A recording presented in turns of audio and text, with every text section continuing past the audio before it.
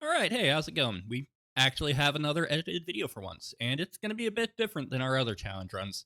I've never actually beaten Dark Souls 2 because I despise it. I think it's really badly made. I think the controls are janky and shit. The pace of combat is less than ideal. The enemy designs and boss designs are just generally annoying. Not having protection on the boss runs, or, or rather, not having the invulnerability when going through fog walls is obnoxious, and I just generally hate it. So this is going to be a bit more off the cuff, but still edited, and let's see how far I can get in Dark Souls 2 without getting pissed off.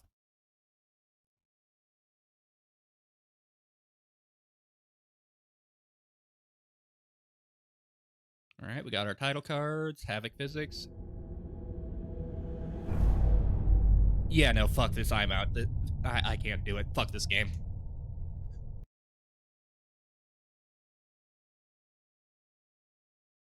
Oh, you still want a video? I guess I can do something in Dark Souls 1. The wheel of time turns and ages come and pass, leaving memories that become legend, legend fades to myth, and even myth is long forgotten when the age that gave it birth comes again. In one age, called the First Age by some, an age yet to come, an age long past, I had an idea. Can you beat Dark Souls Remastered as Matt from the Wheel of Time? How's it going? Today we're going to be taking it easy and just build a fun character. For those of you who aren't familiar with the Wheel of Time, Matt is one of three main characters, a trio of childhood friends chosen to be the people around whom the plot, pattern, anchors itself. He's the trickster who always ends up doing the right thing. He just wants to sit back, relax, gamble, and seduce the pretty girls. Unfortunately for him, his friends keep getting in trouble with the servants of the Dark One, so he keeps having to pull them out of the fire. Usually without even so much as a thank you. For normal people, this would be a good recipe to get yourself killed. You've got your friends try to be big goddamn heroes, while you just want to sit around getting drunk with blackjack and hookers. Fortunately, Matt is one of the main characters, so he's plot armor, and I don't mean it in and out of universe sense. I mean the universe itself has declared him one of the main characters, or ta'veren, which is basically an anchor point for the pattern of history to keep things from going off the rails. Yes, Robert Jordan wrote an explanation for plot armor into his world, though it does also bring the entire universe into a time loop, which is a detail I'm not particularly fond of. But even a main character like Matt, with better luck than you get from loaded dice or a magician shuffling the deck in your favor, couldn't survive all the shit he goes through in the books without gear. He's not some high-level monk, he's a farm boy or horse trader who wanted to get away from all that shit and have fun. We aren't going to try and follow his progression of equipment, instead we're going to start with the stuff he'd use, and build our way to using his final build that he used when leading the armies of light in the last battle. That's right. This guy who just wanted to sit back and relax ends up leading everyone in what might as well be fucking Ragnarok, because some alternate dimension Fey creatures gave him memories from 3,000 years of soldiers. But, let's get started on the actual gear. We're going to start as the Thief class so we can get both the Master Key and Black Firebombs for the Taurus Demon. Additionally, it starts with the Dagger, and for a while he used the Cursed Dagger from Shadar Logoth. Basically a city that got corrupted by a replacement for the Dark One, in case the main character killed the current Dark One. After blowing up the Asylum Demon, we'll say hi to Oscar and get the Estus Flask and keys to get the hell out of here. An undead favorite. Oh, and this. Now. Since there's no reason to fight the Hollow upstairs, and we're trying to do what Matt would, we're going to leave them alone and make our way to Firelink Shrine. Only in the ancient legends it is stated that one day an undead shall be chosen. From here, we'll immediately run through New Londo and the Valley of Drakes to try and kill this guy for the Black Knight Halberd.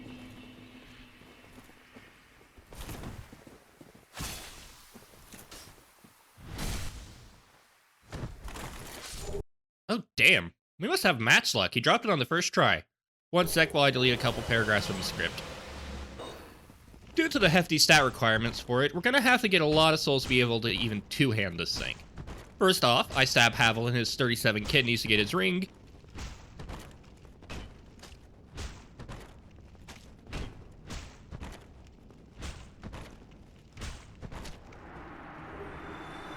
Then I tried to drop attack the Taurus Demon, which was less than ideal since I'm not going to spend any souls to upgrade this dagger. It may be the same weapon type, but this is no Shattered Logoth dagger.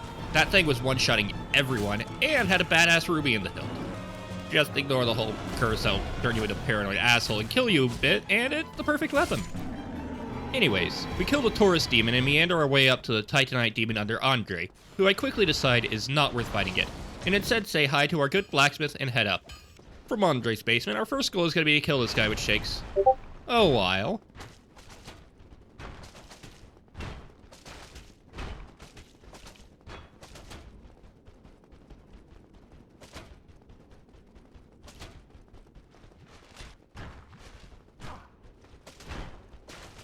When he finally goes down, no thanks to a shot of Estus, it's upstairs where I try to kill the channeler before he can cast, and I'm dead. Second try, we get through the horde of hollowers, and the channeler drops down while I make my way up to where Lautrec is. After letting his treacherous ass out, I finish out the channeler for everyone's safety and take the lift down.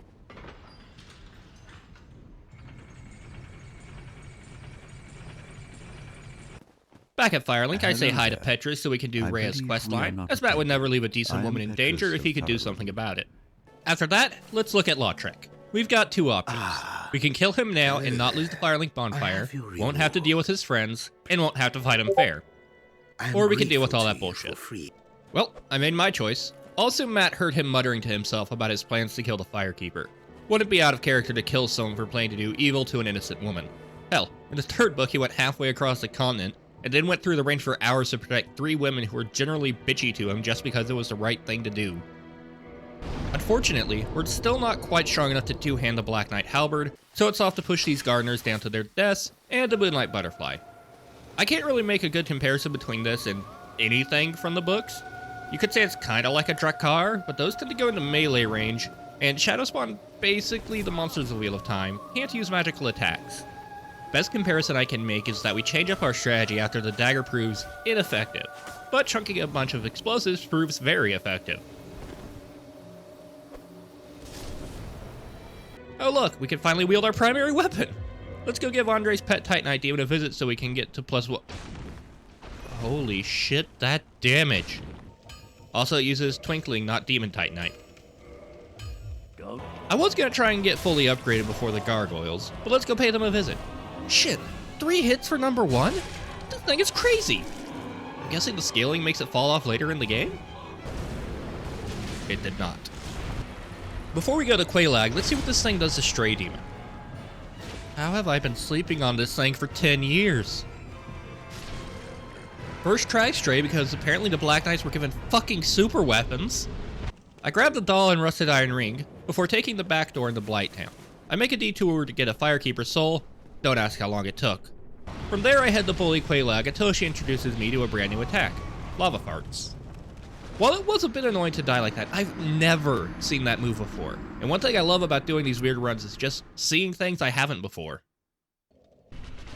On the second attempt, it isn't even a fight. I stayed a little bit closer to her front, and she just keeps trying to use her lava attacks. With the second bow of the way, I quickly grab the gold hymn set and murder Ceaseless. Souls at hand, I run back to Firelink and then to the male undead merchant to stock up on firebombs and knives, since Matt always carries as many knives as he possibly can. But with the preparation done, it's off to Sin's Fortress, and it starts as easy as everything else. The serpents die in 2 hits, reach is excellent, and the moveset doesn't seem to bounce off the walls at all. I compare the firebomb and knife damage against this serpent caster, and yeah, the knives are just gonna sit on my hot bar for flavor purposes. Luckily, we've made it to the bonfire, and in backtracking, tragedy strikes. I get launched off the ledge and die. I don't even manage to recover my souls and humanity, so that's fun. Also, I found a use for the throwing knives. I can use it to wake up sleeping enemies I don't want to kill instantly. This one snake guy of them, because I felt like using him instead of the boulder to crack open the wall. And in a continuation of my failures and sins, must have been an off day, I die. When I finally make my way back, the servant doesn't want to open the path, but eventually he does what I want, and we can free Logan, as Matt would never leave a seemingly innocent man in a cage like that.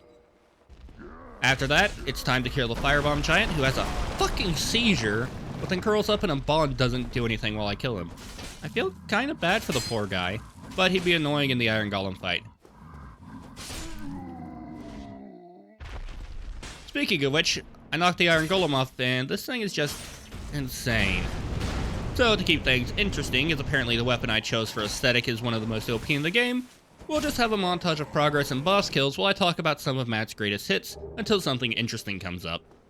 Going through in rough narrative progression, I suppose the first of his greatest hits is at the end of the second book, where he blows a legendary artifact called the Horn of Valir, essentially a magical horn that summons back the heroes of myth and legend to back up whoever blows it.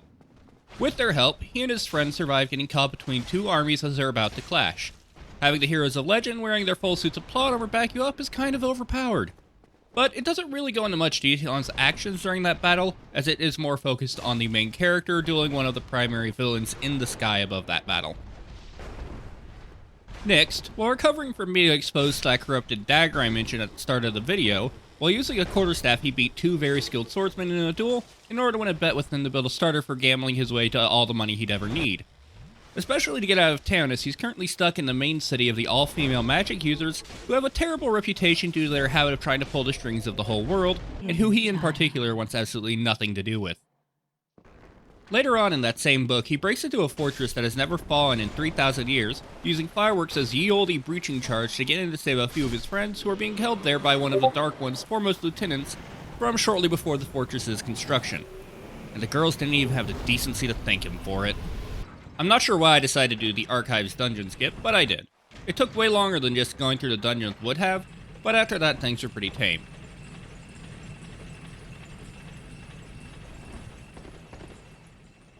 Seats was easy, despite the Clam's best attempt to interfere.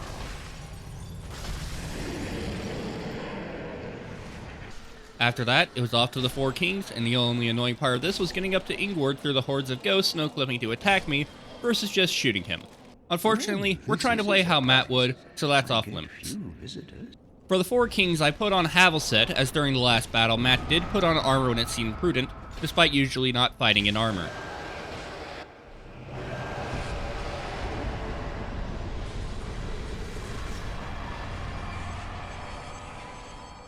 The Sanctuary Guardian fight proved pretty tough, so I'm pretty sure that was more my rust with it than anything. He's still a first try kill though. And then we get to Artorias, and this was just heartbreaking. Not only do I kill him in 38 seconds, he's practically trying to run away from me in the first half of this fight.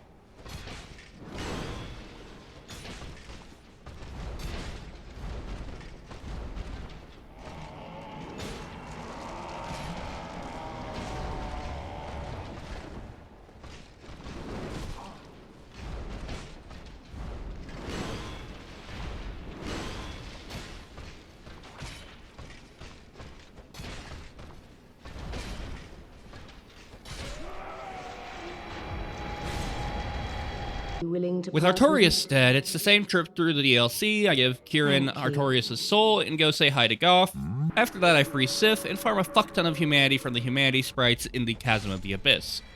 But let's take a brief break from the DLC and clear the Izalith boss gauntlet. The Demon Fire Sage goes down first try, despite my determined attempts to die through my own idiocy.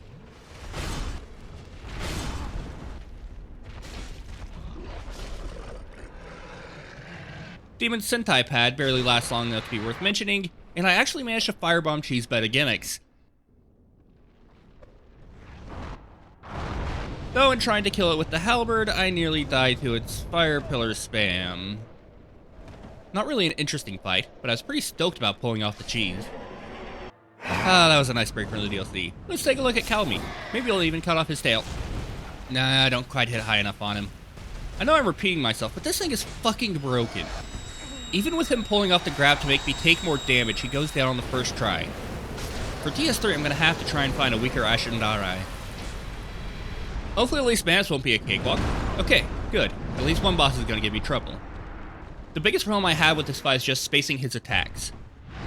The hitboxes are a bit jank, but not so bad that it seems like I'm getting hit because I'm in the same country as his attacks. Eventually, what I find that works is basically just staying right up on Manus so he can't use most of his more potent attacks like Spaz the Fuck Out.exe. Well, he gets it off once, but I'm able to avoid it. And survive his magic attacks long enough to finish him off.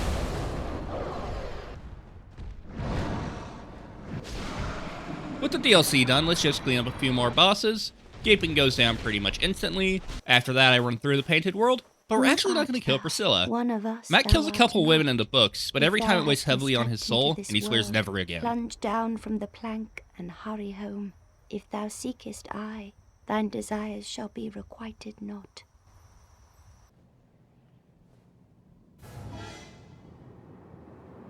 And with that, it's off to Gwyn. Surprisingly, it takes a whole 4 parries to kill him, but obviously he's a first try boss with a weapon that's broken.